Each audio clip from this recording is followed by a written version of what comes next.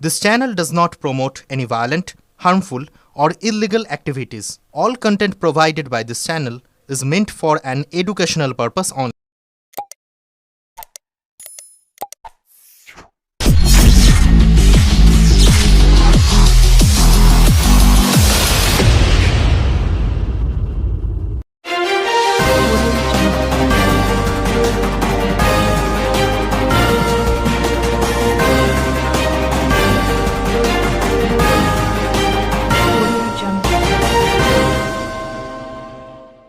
চট্টগ্রাম বিধানসভা তৃণমূল কংগ্রেসের প্রার্থী তথা বিশিষ্ট ফুটবলার বিদেশ বসুর উদ্যোগে অভিনব জনসংযোগ কর্মসূচি নজর কেড়েছে এলাকা জুড়ে।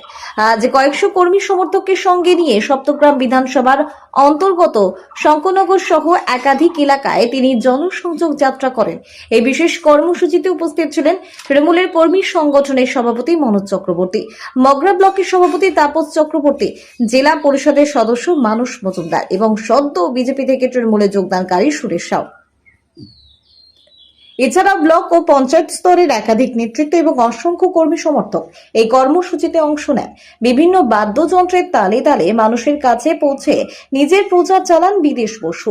সাধারণ মানুষের সঙ্গে সরাসরি যোগাযোগ স্থাপন করে তিনি তাদের সমর্থন কামনা করেন। প্রচার শেষে বিদেশ বসু বলেন, মমতা বন্দ্যোপাধ্যায় সব সময় বলেন দলের সবচেয়ে বড় শক্তি হলো কর্মীরা, তাই আমার কাছেও সবচেয়ে বড় সম্পদ হলো আমাদের কর্মী সমর্থকরাই।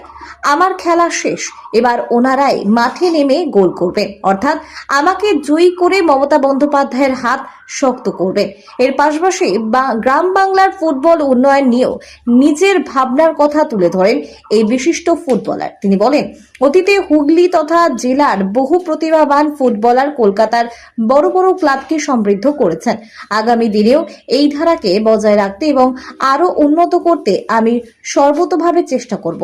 এই জনসংযোগ কর্মসূচির মাধ্যমে সপ্তগ্রাম নির্বাচনী প্রচারে নতুন মাত্রা যোগ করলেন তৃণমূল প্রার্থী বিদেশ বসু। বাঁশবেড়িয়া থেকে আদের রিপোর্ট, আমার কলকাতা নিউজ।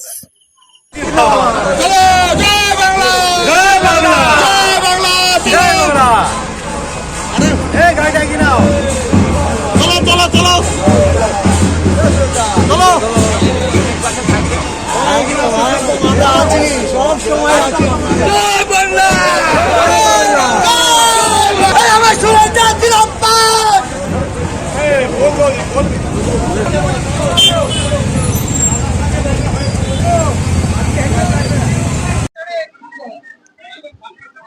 আমার সঙ্গে যে মানুষের ঢল নেমেছে, যে আমাদের যে কর্মীরা আমার সঙ্গে রয়েছে তারাও তো রোদের মধ্যে আসছে, তাহলে আমার এই রোদটা তখন মনেই হয় না যে তারা এত উচ্ছ্বাস নিয়ে এত ভালোবাসা নিয়ে এই মিছিলে বেরিয়েছে। আমরা ডোর টু ডোর করছি, মানুষের পাশে থাকছি, মানুষকে আমরা কথা বলছি যে দিদির পাশে থাকতে মানুষ স্বতঃস্ফূর্তভাবে তাদের হাত তুলে আমাদের সেই কথা জানাচ্ছেন যে হ্যাঁ আমরা দিদির পাশে আছি।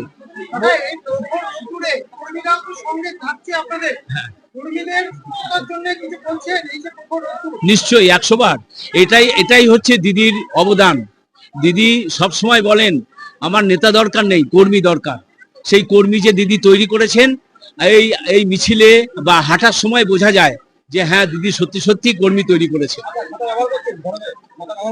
না, আমি তো খেলোয়াড় মানুষ, আমি মাঠে কি খেলেছি তখন কি আমি ছাতা নিয়ে খেলেছি?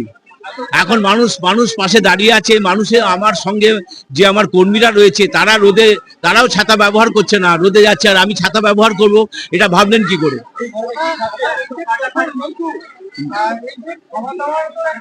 কোনো ব্যাপার না, আমি খেলোয়াড় মানুষ, আমি নর্মাল খাই, খুব সামান্য খাওয়া, আমার ওইটা নিয়ে খাওয়া নিয়ে কোনো ব্যাপার নেই।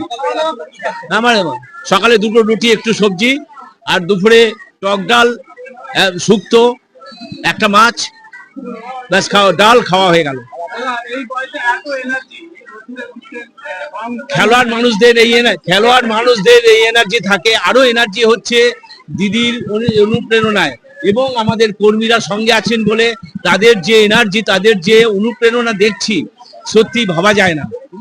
এটাতেই আমাদের মনের মধ্যে সেই ভালোবাসার নেশাটা আসে যে ওনরা যদি পারে তাহলে আমি কেন পারবো না, আমি কেন মানুষের পাশে থাকতে পারবো না। কোনো তফাৎ নেই। মাঠে আমি খেলেছি, রাজনীতির মাঠে আমার কর্মীরা খেলবে। সেখানে দেখা যাচ্ছে যে অসংখ্য কর্মী সমর্থক আপনাদের সবাই নেমে পড়েছে আপনার সঙ্গে। কি মনে করছেন এবারে এটাই তো আমার ভালোবাসা। ফল তো তারা আমাকে দেবে, আমি তাদের পাশে থাকছি, তারা আমার পাশে থাকছে, সেটাই ভালোবাসা। আজকে যে আমি তাদের কাছ থেকে ভালোবাসা পাচ্ছি, এটা আমার একটা ভাগ্য। দেখা গেল আপনার প্রচারে মহিলারা সংকটগুলি উদ্বোধন দিচ্ছে, আপনি যেখানে যাচ্ছেন উদ্বোধন দিয়ে আপনাকে বরণ করে দিচ্ছে, তাদের উদ্দেশ্যে বার্তা দেবেন? তাদের বললাম তো, তাদের তুলনা হয় না, কারণ তারা যে সত্যি সত্যি দিদির সৈনিক, তাদের দিদির কর্মী, তাদের এই রোদের উপেক্ষা করে, এত রোদ উপেক্ষা করেও তারা আমার পাশে আসছে, তারা আমার সঙ্গে হাঁটছে, যাচ্ছে এবং হাসি মুখে। সবচেয়ে বড় কথা হাসি মুখ। এবং মানুষ পাশে এসে যখন বাড়ির সামনে এসে দাঁড়াচ্ছে রোদের মধ্যে, আমাকে যখন দেখতে পাচ্ছে, তাদেরও যে একটা হাসি মুখ দেখছি, সেটাই আমার মনে হয় যে তাদের কাছ থেকে আমরা অ্যাকসেপ্টেন্স পাচ্ছি আমি, সেটাই আমার ভালোবাসা। আপনি তো জাতীয় ফুটবলার, একসময় ফুটবলকে আপনার প্রেম ছিল, সেখানে দাঁড়িয়ে এই চট্টগ্রামের দিকে আগামী দিনে ফুটবল চেতনা নিয়ে নিশ্চয়ই 100 বার। শুধু ফুটবল নয়, যেসব বাচ্চারা খেলাধুলা করবে মা বাবাদের সামনে, তাদেরকে 7 থেকে 8 বছর বয়স থেকে ছেলে মেয়ে নির্বিশেষে তাদেরকে জিজ্ঞেস করা হবে তারা কি ভালোবাসে। আমি ফুটবল খেলি বলেই যে ফুটবল খেলতে হবে এমন কোনো কথা নেই। প্রত্যেকের ভালোবাসা আলাদা। স্পোর্টসের প্রত্যেকের মধ্যে ট্যালেন্ট আছে, সেই ট্যালেন্টটা বার করার দায়িত্ব আমাদের এবং গার্জেনদের। দেখা যায় বাঙালি যারা ফুটবলার তাদের সংখ্যা কম এবং বিদেশি সংখ্যা বেশি হচ্ছে। সেক্ষেত্রে দাঁড়িয়ে এই যে হুগলি মাঠে এক সময় কিন্তু অনেক ফুটবলার জন্ম দিয়েছে, বড় বড় ফুটবল জন্ম দিয়েছে, এখানে সেখানে নিয়ে আগামী দিনে নতুন করে ফুটবল তৈরি করবে। আগে যেসব দাদারা ছিলেন, যারা আন্ডার হাই টিম করতো, যারা বিভিন্ন জায়গায় খেলতে যেত, তারা কেউ একটা মুদির দোকানের মালিক, কেউ চায়ের দোকানের মালিক, তারা এরকম টিম করতো ভালোবেসে। তাদের কিচ্ছু পাওয়ার ছিল না, শুধু নিজের জায়গা থেকে, নিজের এলাকা থেকে বেছে নিয়ে ছেলেদের তৈরি করে সে বিভিন্ন জায়গায় টুর্নামেন্ট খেলতো। সেই টুর্নামেন্ট এখন বন্ধ। এখন একদিনে 12টা টিম একদিনে খেলছে, 16টা টিম একদিনে খেলছে। এবং সবচেয়ে বড় কথা, আমার গ্রামের ছেলেরা এখন খেলা ভুলে গেছে, তাদেরকে সেই খেলার মধ্যে আনতে হবে।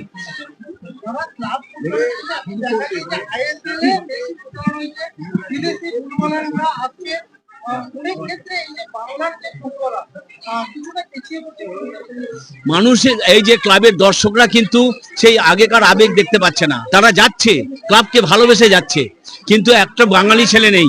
তারা সবসময় দুঃখ করে যে আমরা বাঙালি ছেলেদের কখন পাবো। বাঙালি ছেলেদের তুলতে গেলে এই গ্রামে গঞ্জে ছেলেদেরই তুলতে হবে। এই হুগলির মাঠে থেকে সুজিত সেনগুপ্ত থেকে রহিম নবী, তনুময় বসু ভারতের জাতীয় ফুটবলার হিসেবে শুধু তো তারা নাম করেছে, আরো অনেক খেলোয়াড় ছিল এখানে। কেন ছিল? তখন খেলা ছিল, ফুটবলটাই ছিল, অন্য কোনো খেলা ছিল না। এখন কি এসে গেছে? মোবাইল এসে গেছে, এখন সাইকেল এসে গেছে, মোটর সাইকেল এসে গেছে। সেই জন্য এখনকার বাচ্চারা সেই দিকে তাদের অতটা নেশা নেই, কিন্তু তাদেরকে সেই নেশাটা আনতে হবে। সেটা আনতে গেলে মা বাবাকে দরকার এবং এইখানে খেলা পাগলা লোককে দরকার, যারা নাকি বাচ্চাদের রিক্রুট করবে। একাডেমির দরকার নেই, তারা প্র্যাকটিস করুক। একাডেমি তো আমাদের দিদি করেছেন খর্দাতে, তাহলে এখান থেকে বেছে নিয়ে আমি সেখানে তাদের দেবো। আন্ডার 13, আন্ডার 15, আন্ডার 18 আমাদের 3টে টিম আছে ওখানে। এবং আমাদের বেঙ্গল খেলেছে, তারা জুনিয়র বেঙ্গল খেলেছে আমাদের।